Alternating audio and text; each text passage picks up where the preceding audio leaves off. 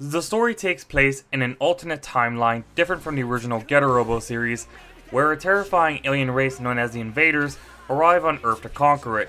In response, the Earth began creating super robots to counter them in what will be later known as the Moon Wars. Out of the robots that participated in the war, the ones that stood out the most were the Getter Robos created by Dr. Saotome, who developed them using a boundless and powerful energy known as Getter Rays. The events of the OVA started sometime after the Moon Wars, where things for the original Getter team have taken a turn for the worst. Getter 1 pilot Ryoma Nagare has been framed for the murder of Saotome, who appeared to have lost his mind after the death of his daughter Michiru, blaming Ryoma and Getter 2 pilot Hayato for the incident. When Saotome re-emerges threatening humanity with his ultimate creation, Shin Dragon, Ryoma would get out of jail to fight once more, reuniting with his former comrades Hayato and Musashi. Unfortunately, their efforts to stop their former mentor were in vain as nuclear missiles launched and hit Shin Dragon. The explosion would end up wiping out 99% of the human population. 13 years after the catastrophe, Saotome reappears alongside Stinger, Cohen, and the rest of the invaders to threaten the Earth once more, reactivating Shin Dragon so it could keep evolving and eventually cause an Armageddon. With very little time left to save what's left of humanity, Ryoma, Hayato, and Musashi's old friend Benkei jumps into action once again, alongside a new Getter team consisting of the artificial human Go, the strong-willed woman Kei, and the kind-hearted Guy, who pilots the strongest Getter machine ever created, Shin Getter Robo. Getter Robo Armageddon was an OVA with a bit of a troubled history when it comes to its directing. Initially, the director was the one and only Yasuhiro Imagawa, who is known for working on the Giant Robo OVA series, as well as G Gundam. However, after episode 3 was completed, Imagawa left the project due to an unknown disagreement with the staff, and so he was ultimately replaced by Jun Kawagoe for the rest of the series. Now, I thought the first 3 episodes directed by Imagawa were damn near flawless. It has a very dark and creepy tone that's faithful to the tone of the manga, and makes you feel a real sense of impending doom for the Earth. The old Getter team have become battle-worn veterans that have nothing but contempt towards each other. Examples would include Ryoma's hatred for Saotome and Hayato for putting him in jail, and Musashi's grudge against Ryoma for supposedly killing Saotome and thus traumatizing Genki. Despite their differences, it doesn't stop them from coming together against a common foe. Overall, I love the direction Imagawa took in the beginning. That being said, how do I feel about the rest of the series once Kawagoe took over? Well, I honestly enjoyed it.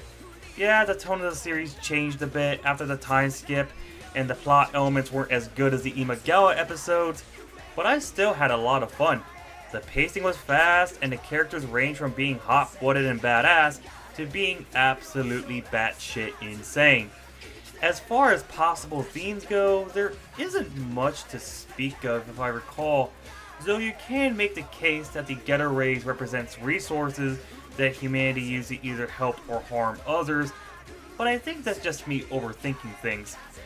I will say this, if you're not super familiar with this OVA like I am, you'll most likely find the narrative to be pretty convoluted. But if you can get past the flaws, Getter Robo Armageddon is a wild ride with all kinds of twists and turns, all leading up to one of the most memorable finales in the history of mecha anime. Overall, the plot is not the most thought-provoking thing ever, and some people may have issues with the direction Kawagoe took the series after Imagawa's departure, but I still think it's very enjoyable. Visually speaking, the OVA looks absolutely incredible. The post-apocalyptic world is super detailed and horrifying. The character designs are dark and gritty, yet they still manage to have that old school charm, and the mech and alien designs are completely outstanding. The Getter Robo and Getter Robo G designs remain mostly the same as they were in the manga, and are both still pretty badass. The Black Getter may be created from spare Getter parts, but once you see it in action, holy shit is it out for some invader blood. The Shin Getter Robo is one of my favorite super robot designs of all time. I just love the way they design all of its variants. Its attacks are flashy and devastating, and it's a worthy successor to its brother units. Shin Dragon is absolutely intimidating, and only gets stronger as it evolves, and the invaders are some truly disgusting creatures that infect anything it gets its hands on. Even some of the side mechs in the series were pretty cool, particularly the Stilva piloted by the side character Schwartz. The battles are downright brutal and beautifully animated, especially the final battle. You will drop your jaw at the shit that happens in it. Overall, the presentation is absolutely stellar. The music was good throughout the series. The first opening, Imaga Sono Tokida, does a good job making you feel that humanity is at stake and Shin Dragon must be stopped before disaster happens.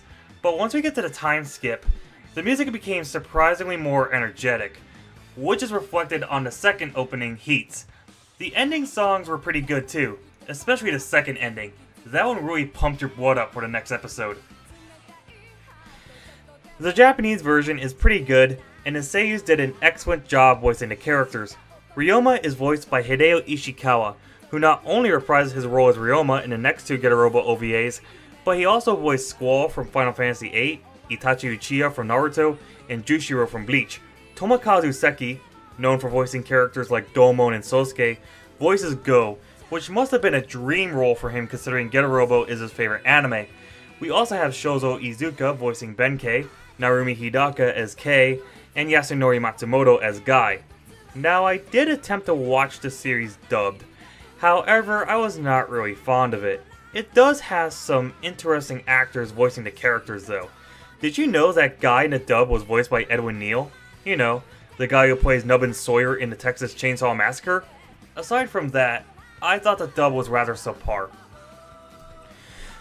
Getter Robo Armageddon is often considered by Getter fans to be the best animated entry in the series, which is something that I can probably agree with. The story and characters may not be super deep or anything, but they are still fun as hell. The art and animation are wonderful, the music is addicting, and the voice acting, at least for the Japanese version, was really good. I know some may have problems with the series due to Kawagoe's directing, but I honestly thought he did a solid job taking over for Imagawa. Don't get me wrong, Imagawa is a phenomenal director, and it sucks that he left the project, but I also think it's unfair to expect Kawagoe to live up to the high standards that Imagawa has. If you are a newcomer to the Getter series, or if you never experienced a Super Robot show before, then I highly recommend checking this OVA out. It's not long at all, and as far as I can tell, it doesn't require any prior knowledge of the Getter franchise itself for you to enjoy it. Final score, 9 out of 10.